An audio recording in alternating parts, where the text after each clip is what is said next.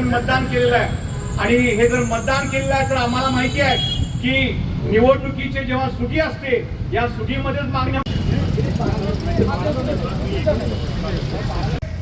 सतेज पाटील साहेब आज मराठवाड्या दौऱ्यात इथं नाही आहेत, पण त्यांचं आम्ही अभिनंदन करतो की त्यांनी ज्या पद्धतीने विधानसभेमध्ये आणि दुसरा मार्ग काहीतरी काढणार असा विचार त्यांचा दिसतोय, पण आपल्याला दुसरा मार्ग वगैरे हा नक्की विधानसभेमध्ये विधान परिषदेमध्ये ही भावना व्यक्त केली आणि सांगितलं की शक्तीपीठ महामार्ग ज्या ज्या जिल्ह्यातून जातो हा रद्द झाला पाहिजे. ठाम भूमिका जशी कोल्हापूरमधून आहे. माजी संघीय अधिकारी सगळे लोक हे शक्तीपीठ महामार्गाला विरोधात म्हणतायत. कालची घटना आपल्या सर्वांना माहिती आहे. या राज्याचे मुख्यमंत्री यांना आम्ही इशारा दिला होता की आंदोलन करणार. हसन मुश्रीफ साहेबांनी शिष्टाई करून आम्हाला विनंती केली की जर चर्चा करतायत वेळ देतायत आणि तेही पॉझिटिव्ह आहेत तर तुम्ही अगोदर भेटा त्यांना. आणि शक्तीपीठ महामार्ग रद्द जमीन आमच्या हक्काची, जमीन आमच्या हक्काची,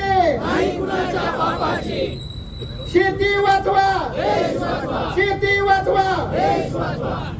आपल्या सगळ्यांना माहिती आहे की नागपूरपासून कोल्हापूरला होत असलेला हा शक्तीपीठ महामार्ग खऱ्या अर्थानं एक तीव्र आंदोलन शक्तीपीठ महामार्गाच्या विरोधात आज आपल्याला राज्यामध्ये दिसते. जवळजवळ 12 ते 13 जिल्हे या महामार्गाच्यामुळं आज त्या जिल्ह्यातल्या अनेक शेतकऱ्यांच्या जागा उद्ध्वस्त होणार आहेत. आज आपल्या सगळ्यांना माहिती आहे की जी मागणी कुठल्याच लोकप्रतिनिधीकडं कुठल्याच लोकांनी कुठल्या शेतकऱ्यांनी केलेली नाही आहे. आणि मग ह्याचा मागणी नसताना देखील हा महामार्ग झालाच पाहिजे याचा अट्टास का, हा प्रश्न आमच्या मनामध्ये आहे. आज विधान परिषदेमध्ये आदरणीय सतेज पाटील साहेबांच्या नेतृत्वाखाली हा प्रश्न विचारला गेला आणि मग 15 दिवसामध्ये जी बैठक लावू असं त्यांनी आम्हाला आश्वासन दिलं. ती देखील बैठक कुठं झाली नाही. दुसऱ्या बाजूला आज ज्या पद्धतीनं आम्हाला सांगितलं जातं की ह्याच्यावर स्टे आणणार आहे, आज स्टे आणणार म्हणून आम्हाला सांगितलं जातं, पण दुसऱ्या बाजूला आपल्या सगळ्यांना माहिती आहे की पर्यावरणकडे ही फाईल दिलेली आहे असं आम्हाला पेपरमध्ये वाचण्यात आलं. मग आता एवढ्या सगळ्या गोष्टी घडत आल्यात, मग आमची दिशाभूल करायचा प्रयत्न सुरू आहे का, हा प्रश्न आमच्या सगळ्यांच्या मनामध्ये आहे. आज माझ्या मतदारसंघामधून देखील अनेक गावं आज या शक्तीपीठ महामार्गाच्या मुळे आज शेतकऱ्यांची जागा उद्ध्वस्त होणार आहेत.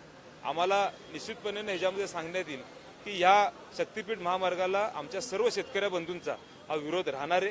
कारण आज आपल्या राज्यामध्ये अनेक महामार्ग आहेत, कनेक्टिव्हिटी चांगल्या पद्धतीने आहे आणि मागणी नसताना देखील ही कनेक्टिव्हिटी हा महामार्ग का उभा करता, हा प्रश्न आमच्या मनामध्ये आहे. मी मगाशी बोलल्याप्रमाणे जर हा महामार्ग माझ्या दक्षिण मतदारसंघामध्ये कोल्हापूर जिल्ह्यामध्ये कुठेही करण्याचा प्रयत्न झाला तर जोपर्यंत आम्ही आहे तोपर्यंत हा महामार्ग होऊ देणार नाही.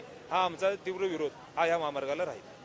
एकच प्रश्न मला अजून समजत नाही की कुठल्या शेतकऱ्याची, कुठल्याच तालुक्याची, कुठल्या जिल्ह्याची हा महामार्ग असावा अशी मागणी नाही आहे.